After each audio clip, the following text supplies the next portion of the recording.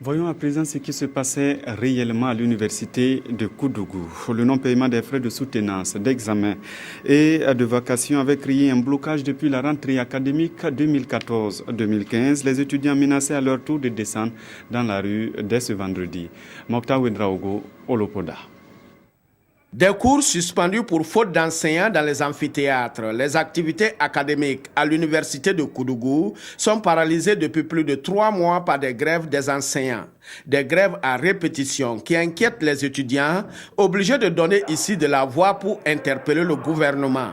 Ça fait plus de 3 mois de cela que nous sommes dans ce retard et si rien n'est fait, et alors on va se retrouver dans le cadre de l'université de Ouagadougou. Et en ce moment, faudra-t-il qu'on parle de blanchissement technique? Là, c'est une question d'avenir et de devenir de toute une génération ou encore de toute une nation. Donc on ne peut pas se permettre, ou du moins on ne peut pas permettre de foutre l'avenir des enfants du peuple en l'air.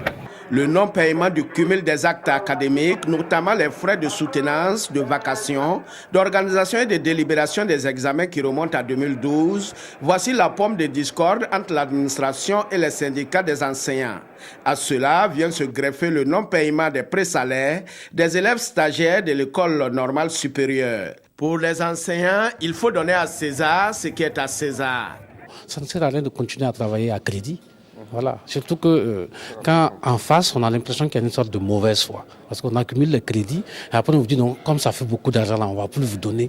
On veut négocier pour qu'on paye à la baisse. Bon, franchement, du point de vue de la démarche de la gouvernance à l'université, ça pose problème. Les enseignants ont consenti, disons, ce soir aux 2 tiers de leur dû comme sacrifice. Sinon, nous ne sommes pas, n'est-ce pas, des jusqu'au-boutistes. Parce que quoi qu'on dise, nous sommes tous des parents d'élèves. Nous avons aussi nos enfants qui sont des étudiants. Nous sommes conscients, n'est-ce pas, des problèmes qu'ils vivent, ceux-là. Campés sur leur position, les enseignants pointent du doigt la gouvernance de la présidence de l'université qui pense que cette crise relève des questions de dotation budgétaire.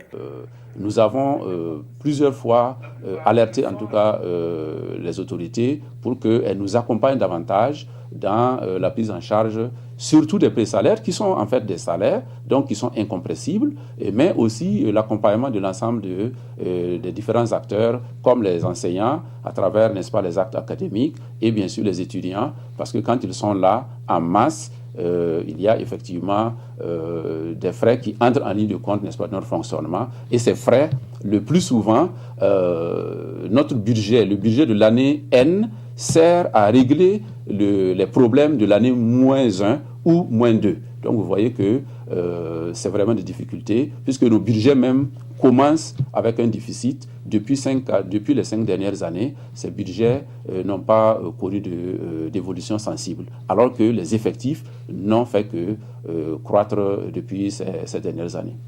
À bout de patience, les étudiants menacent de descendre dans la rue le vendredi prochain. L'urgence ici est le paiement des présalaires et des actes académiques en souffrance pour une reprise des activités académiques et un retour rapide à la normale. Et au moment où nous quittions les lieux, l'administration s'affairait pour le règlement des préoccupations des élèves stagiaires et des enseignants.